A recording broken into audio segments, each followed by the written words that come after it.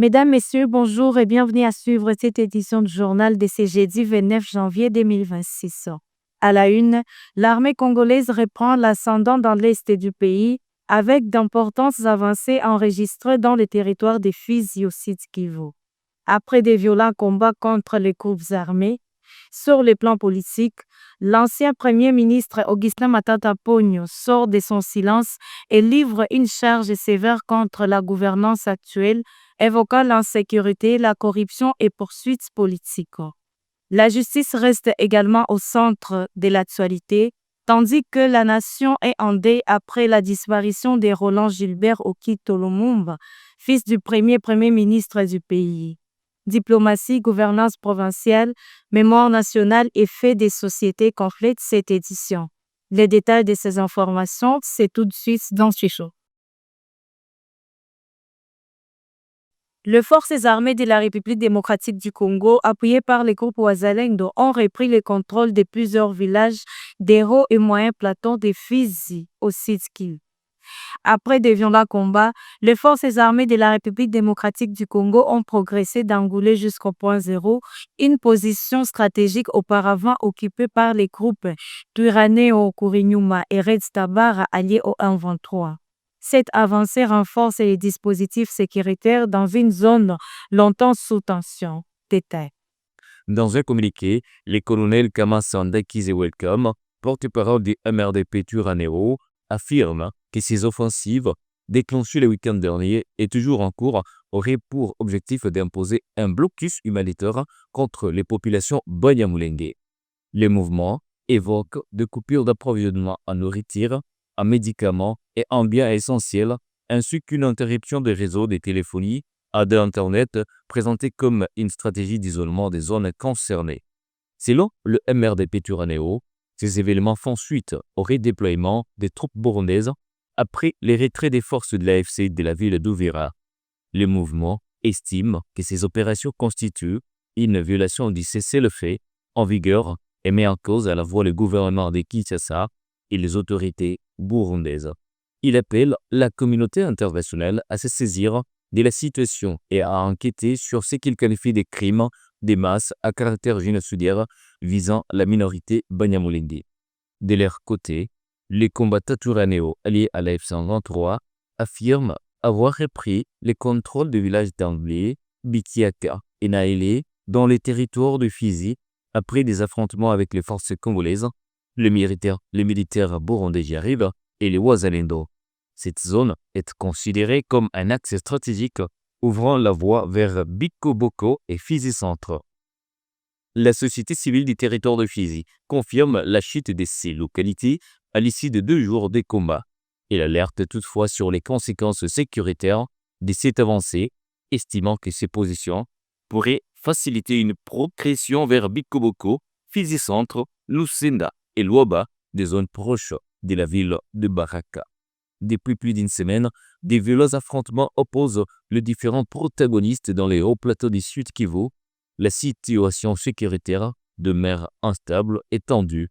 Les communications restent largement interrompues dans plusieurs zones, rendant difficile l'évaluation humanitaire et le bilan exact du combat en cours. L'ancien Premier ministre Augustin Matata Ponyo a vivement critiqué la gouvernance actuelle. Il attribue l'insécurité persistante à la mauvaise gestion de l'État, dénonce une recrudescence des détournements des fonds publics et affirme être victime des poursuites politiques. Il remet en cause l'impartialité de la justice et accuse le président Félix-Antoine Tshisekedi de gouverner au profit. 4 officiers généraux ont été entendus dans le procès du lieutenant Philémon Yal. La défense relève des contradictions dans les dépositions et affirme que le message présumé en provenance de Kigali n'a jamais été produit, renforçant selon elle l'absence de preuves à charge. Détail. 6 ans en matière répressive en premier et dernier ressort, la Haute Cour militaire de la République démocratique du Congo a consacré son audience du mardi à l'audition des 4 officiers généraux des forces armées de la République démocratique du Congo en qualité de renseignants dans la cause opposant l'auditeur général au lieutenant-général Philémon Yav Irang, ancien commandant de la 3e zone de défense. En réaction, la défense du prévenu a relevé l'absence de constance dans la déposition de différents renseignants. Selon Maître Carlos Mwapissi, tout comme l'auditeur général des FARDC se trouve dans l'incapacité de produire les prétendus messages en provenance de Kigali, les renseignants entendus lors de cette audience ont, au regard de leur intervention, démontré l'inexistence du message. Cette situation, soutient-il, n'est fait que renforcer la position de la défense qui dénonce l'absence de preuves probantes en charge de son client. Relevant toujours ce qu'il qualifie de contradictions dans les déclarations des renseignants, la défense du prévenu Philemon Yave estime que l'auditeur général cherche à aggraver les faits en citant le nom d'un officier rwandais et s'étonne que les personnes ayant assisté à la même réunion au cours de laquelle Thierry Moimi était venu dénoncer Yave ne parviennent pas à tenir un discours cohérent sur l'identité de l'expéditeur du prétendu message. La prochaine audience est prévue pour mardi 17 février 2026. Le général Philemon Yave est soupçonné d'avoir entretenu des contacts avec l'entourage de James Kabarebe. Depuis 2020, il avait été réaffecté dans l'est de la RDC. Il avait été nommé commandant de la 3e zone de défense des forces armées de la République démocratique du Congo. Roland Gilbert Okito Lumumba, homme politique congolais et fils cadet de Patrice Emery Lumumba, est décédé ce 28 janvier à Kinshasa à l'âge de 67 ans.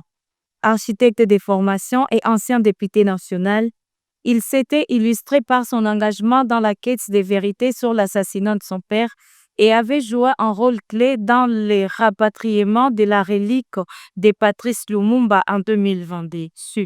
Roland Gilbert Okito Lumumba, homme politique congolais et fils de Patrice Emery Lumumba, premier ministre de la République démocratique du Congo, est décédé ce mercredi 28 janvier 2026 à Kinshasa, à l'âge de 67 ans, des suites d'une maladie a-t-on appris des sources familiales. Né en 1958, Roland Lumumba était architecte de formation. Il avait toutefois marqué la vie politique congolaise en siégeant pendant une dizaine d'années comme député national. Très attaché à l'héritage politique et historique de son père, figure majeure de l'indépendance congolaise, Roland Lumumba avait été particulièrement actif dans les démarches judiciaires visant à faire la lumière sur l'assassinat de Patrice Emery Lumumba en 1961. Il s'était rendu à plusieurs reprises en Belgique, notamment récemment à Bruxelles, pour assister à des audiences devant la justice belge, affirmant que sa démarche relevait d'une soif de savoir et non d'une volonté de vengeance. Il avait également joué un rôle central dans le processus de rapatriement en République démocratique du Congo de la relique de Patrice Emery Lumumba, conservée en Belgique, restituée officiellement à la RDC en juin 2022. Dans plusieurs interventions publiques, Roland Lumumba insistait sur la dimension historique de son père, refusant de le réduire à une figure familiale. La disparition de Roland Gilbert Okito Lumumba intervient alors que les procédures judiciaires liées à l'assassinat de Patrice Lumumba se poursuivent encore en Belgique. Au nom de l'équipe rédactionnelle de Le Volcan News, que son âme repose en paix. L'Assemblée provinciale du Congo central a autorisé l'ouverture d'une instruction judiciaire contre le gouverneur de Grace Bilolo. Cette décision fait suite à un réquisitoire du procureur général fondé sur un rapport de l'IGF évoquant un détournement de plus d'1 million de dollars, tout en rappelant les principes de la présomption d'innocence. Détail. Le bureau de l'Assemblée provinciale du Congo central a autorisé ce mercredi 28 janvier 2026 l'ouverture d'une instruction judiciaire à l'encontre du gouverneur des provinces Grace Kwanga Maswange Bilolo. Cette décision intervient après examen des réquisitoires du procureur général près la Cour de cassation qui avait sollicité cette autorisation. Le gouvernement a été reçu par les membres du bureau avant que ceux-ci ne délibèrent. Les 5 membres du bureau affirmaient avoir analysé les textes légaux encadrant la procédure, notamment la Constitution, la loi organique relative à la Cour de cassation, les lois régissant les provinces ainsi que le règlement intérieur de l'Assemblée provinciale. Le fait évoqué dans le réquisitoire, l'urgence de la situation et les échanges avec le gouverneur ont également été pris en compte. Tout en rappelant le respect du principe constitutionnel de la présomption d'innocence, le bureau a donné une suite favorable à la demande du procureur général. Cette décision contraint le gouverneur du Congo central à comparaître devant la justice compétente afin de présenter ses moyens de défense. Depuis la semaine dernière, le procureur général près la Cour de cassation avait sollicité l'autorisation de l'Assemblée provinciale pour ouvrir une instruction judiciaire. Cette démarche fait suite à un rapport accablant de l'Inspection générale de finances relevant un détournement de plus d'1 million de dollars américains. Les États-Unis organiseront le 4 février prochain un sommet international sur le minerai critique à Washington. La République démocratique du Congo figure parmi les pays invités. Objectif, sécuriser les chaînes d'approvisionnement stratégiques face à la concurrence chinoise. Le président Félix Tshisekedi est entendu, accompagné des responsables des clés du secteur minier.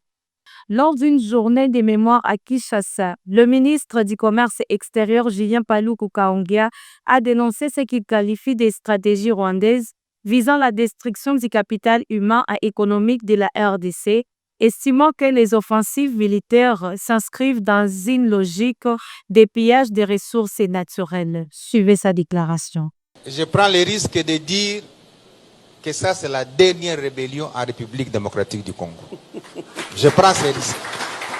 Au regard de ce que je vois, c'est que le gouvernement conduit par son Excellence Madame ici présente, ce que ce gouvernement est en train de faire, ce que le président est en train de faire, je prends donc ce risque. Pourquoi?